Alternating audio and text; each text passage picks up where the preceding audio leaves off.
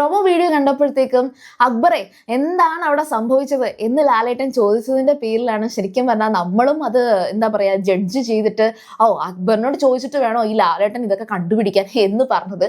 ശരിക്കും പറഞ്ഞാൽ ഒരുമാതിരിപ്പെട്ട എല്ലാവരുടെയും ഒരു ഡൗട്ടായിരുന്നു അക്ബറിനോട് എന്തോ ഒരു മമത ബിഗ് ബോസിനുണ്ട് എന്ന്.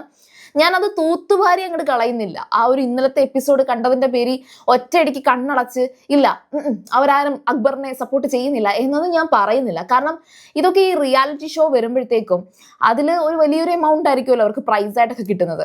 അപ്പൊ അത്തരം എന്തെങ്കിലുമൊക്കെ കള്ളത്തരങ്ങളൊക്കെ നടക്കുന്നുണ്ടായിരിക്കാം, നമുക്കറിയില്ല. എന്തായാലും നമുക്ക് ആ റിയാലിറ്റി ഷോയിൽ നടക്കുന്ന സംഭവ വികാസങ്ങളെ കുറിച്ച് ഇങ്ങനെ സംസാരിക്കാൻ മാത്രമേ അവസരമുള്ളൂ. സോ നമുക്കത് അങ്ങനെ തന്നെ പോകട്ടെ. പക്ഷേ ഇന്നലെ നടന്നതിൽ അക്ബറുമായിട്ട് പ്രത്യേകിച്ച് മമതയൊന്നും കാണിച്ചില്ല. ആ ഒരു ഗെയിം, ആ ഒരു ടാസ്ക് കുളമാക്കുന്നതിനകത്ത് അക്ബറിനും പങ്കുണ്ട് എന്ന് ലാലേട്ടൻ പറയുന്നുണ്ട്.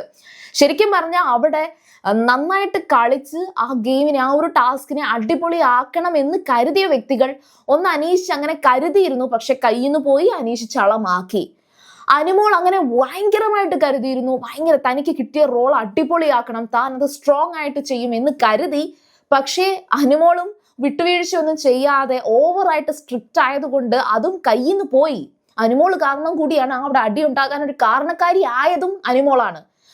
അനുമോളുടെ ഭാഗം നന്നായിട്ട് ചെയ്തു. പക്ഷേ ചെറിയ വിട്ടുവീഴ്ച നടത്താത്തത് കൊണ്ട് തന്നെ എല്ലാവരും അവിടെ പ്രശ്നങ്ങൾ ഉണ്ടാക്കി.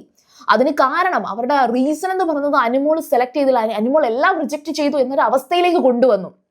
അതുകൊണ്ട് തന്നെ ലാലേട്ടൻ ചോദിക്കുന്നുണ്ട്, ലാലേട്ടൻ നല്ല രീതിയിൽ തന്നെ ചോദിക്കുന്നുണ്ട്, അനുമോൾക്ക് അത്രയും സ്ട്രിക്റ്റ് ആകണമായിരുന്നോ എന്ന്.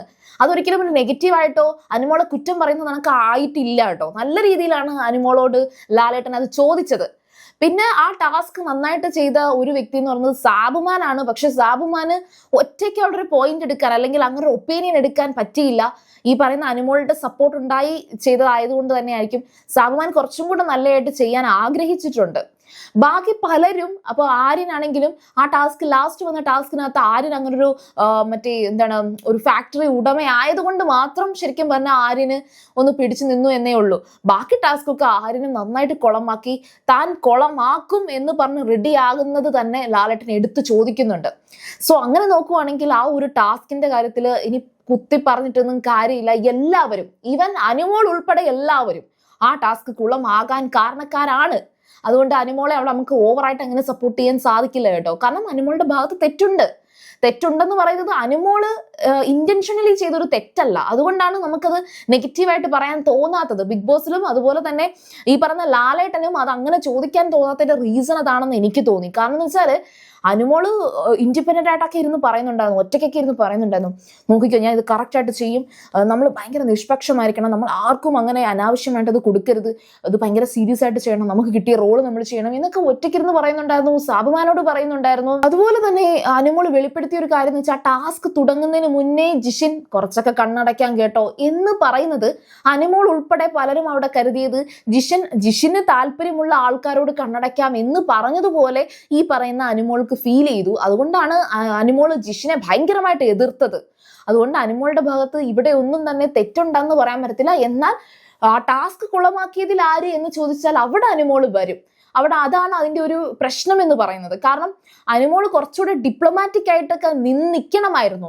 അല്ലാതെ ഓവർ സ്ട്രിക്റ്റ് കാണിക്കുന്ന ഒരു വ്യക്തിയെ പോലെ നിൽക്കാതെ എനിക്ക് നിങ്ങൾക്ക് ഇത് തന്നാൽ കൊള്ളാമെന്നുണ്ട്, പക്ഷെ നിങ്ങൾ ഇതൊന്ന് ഈ ഒരു കംപ്ലൈന്റ് ഒന്ന് ശരിയാക്കിക്കൊണ്ട് തരാമോ, ഈ പാട്ടയ്ക്ക് ഇത് എന്താ പറ്റിയത്, നിങ്ങൾ ഇത് ഇങ്ങനെ ചെയ്താൽ എങ്ങനെയാ ശരിയാവുന്നത്, നമുക്കിത് എങ്ങനെയാണ് അപ്രൂവ് ചെയ്യാൻ പറ്റുന്നത് എന്നൊക്കെ ഒന്ന് ഇത്തിരി ഡിപ്ലോമാറ്റിക് ആയിട്ട് സംസാരിക്കാമായിരുന്നു. ആ ഒരു ഗെയിമിൽ നിന്ന് മാറി ഇതൊരു ടാസ്ക് ആണ്, ഈ ഇമ്മ്യൂണിറ്റി കിട്ടാനുള്ള ഒരു ടാസ്ക് ആണ് എന്ന് ചിന്തിക്കാതെ തന്നെ അനുമോൾക്ക് പെരുമാറാമായിരുന്നു. അനുമോൾ അത്രയും സ്ട്രിക്റ്റ് ആയിട്ട് നിൽക്കുന്നു എന്ന് മറ്റുള്ളവർക്ക് തോന്നാത്ത രീതിയിൽ അത് ഗെയിമിനെ കൊണ്ടുപോയിരുന്നു എങ്കിൽ ഈ പറയുന്ന ഒരു ക്വാളിറ്റി ഓഫീസറിനോടുള്ള റെസ്പെക്റ്റ് ഒക്കെ കിട്ടി തന്നെ അനുമോൾക്ക് അവിടെ സക്സസ് ആകാമായിരുന്നു. അത് മാത്രമല്ല അനീഷും അനുമോളും തമ്മിലൊരു കോംബോ ആ ഒരു ടാസ്കിന്റെ ഇടയിൽ വന്നിട്ടുണ്ട്. ശരിക്കും പറഞ്ഞാൽ മേഡം ഇങ്ങനെ ചെയ്യരുത് സാറേ എന്നൊക്കെ പറഞ്ഞിട്ട് അനീഷ് അതിനെ ഭയങ്കരമായിട്ടും ആ ഒരു ടാസ്കിനകത്ത് ജീവിച്ച ഒരു വ്യക്തിയാണ്. പക്ഷെ അവസാനം ആ ഒരു ഫ്രസ്ട്രേഷൻ തലയ്ക്ക് പിടിച്ച് ആദിലയും നൂറയും ചൊറിഞ്ഞാണ് അനീഷിനെ കൊണ്ട് അങ്ങനെയൊക്കെ ചെയ്യിപ്പിച്ചത്. അതുകൊണ്ട് തന്നെ അനീഷിനോട് സത്യം പറഞ്ഞാൽ ലാലേട്ടൻ അത് ചോദിക്കുമ്പോൾ പോലും ശരിക്കും എനിക്ക് തന്നെ വിഷമം തോന്നി. കാരണം ഞാൻ അനീഷിനെ ഓവറായിട്ട് സപ്പോർട്ട് ചെയ്യുന്നതല്ല, എനിക്ക് ശരിക്കും പറഞ്ഞാൽ വിഷമം തോന്നി സത്യം. കാരണം അനീഷ് എന്ന് പറഞ്ഞൊരു വ്യക്തി അത്രയും നന്നായിട്ട് ടാസ്ക് ചെയ്യാൻ, എല്ലാ ടാസ്കും അദ്ദേഹത്തിന് 100% കൊടുക്കാൻ ശ്രമിക്കാറുണ്ട്. അങ്ങനെ കൊടുക്കാൻ ശ്രമിച്ചപ്പോൾ തനിക്കൊണ്ട് ഒട്ടും പറ്റാത്ത ഒരു അവസ്ഥയിലേക്ക് അത് മാറി. അപ്പൊ അതുകൊണ്ട് എനിക്ക് ആ പറഞ്ഞതിനോട് ഭയങ്കര കുഴപ്പം തോന്നി. പിന്നെ പറഞ്ഞിട്ട് കാര്യമില്ല, അത് അനീഷിന്റെ ഭാഗത്ത് ഒരുപാട് എന്താ പറയാ ഓവർ റിയാക്ട് ചെയ്തു എന്നുള്ള ഒരു സംഭവമാണ്. ഫ്രസ്ട്രേറ്റഡ് ആയി, അവിടെ കൺട്രോൾ ചെയ്യാൻ അനീഷിന് പോലും സാധിക്കാത്ത ഒരു അവസ്ഥ വന്നു. അനീഷാണ് സാധാരണ അത് കൺട്രോൾ ചെയ്യുന്നത്. ദേഷ്യം വന്നാൽ പിടിച്ചു നിൽക്കാനുള്ള ഒരു കഴിവ് അനീഷിനുണ്ട്. പക്ഷെ ആ കഴിവിന്റെ അങ്ങേയറ്റം എത്തി, ആ ഒരു ത്രഷോൾഡൊക്കെ കഴിഞ്ഞ് ഭയങ്കരമായിട്ട് പുറത്തേക്ക് ഭയങ്കരമായിട്ട് ദേഷ്യപ്പെട്ടു. അത് ലക്ഷ്മി പോലും പറയുന്നുണ്ട്. കാരണം എന്ന് വെച്ചാൽ അനീഷേട്ടനിൽ നിന്ന് അങ്ങനെ സംഭവിക്കുമോ, ഞാൻ ഭയങ്കരമായിട്ട് അതിശയിച്ച് നിന്നു എന്ന് ലക്ഷ്മി പറയുന്നുണ്ട്. അത് തന്നെയാണ് അവിടെ നടന്ന ഒരു സംഭവം എന്ന് പറയുന്നത്. അപ്പൊ ഏതായാലും നമുക്ക് ഈ ടാസ്കിന്റെ കാര്യം മറന്നേക്കാം. എന്തായാലും ഈ ടാസ്ക് ഇങ്ങനെ കുളമായതുകൊണ്ടും ലാലേട്ടനും ബിഗ് ബോസും ഒക്കെ എടുത്തെടുത്ത് പറഞ്ഞതുകൊണ്ടും ഇനി ഒരു ടാസ്ക് യുദ്ധങ്ങൾ കുളമാക്കില്ല എന്ന് നമുക്ക് കരുതാം. ഏതായാലും സ്ട്രോങ് ആയിട്ട് ഉള്ള ഒരു മത്സരാർത്ഥികളൊക്കെ തന്നെയാണ് ഇനി അങ്ങോട്ട് എലിമിനേറ്റ് ആകുന്നത് പോലും സത്യം പറഞ്ഞാൽ സ്ട്രോങ് മത്സരാർത്ഥികളൊക്കെയാണ്. എനിക്ക് അബിയും ജിഷിനുമാണ് പോകുന്നതെങ്കിൽ, ഇനി അബി മാത്രമാണ് പോകുന്നതെങ്കിലും എനിക്ക് വലിയ താല്പര്യമില്ല.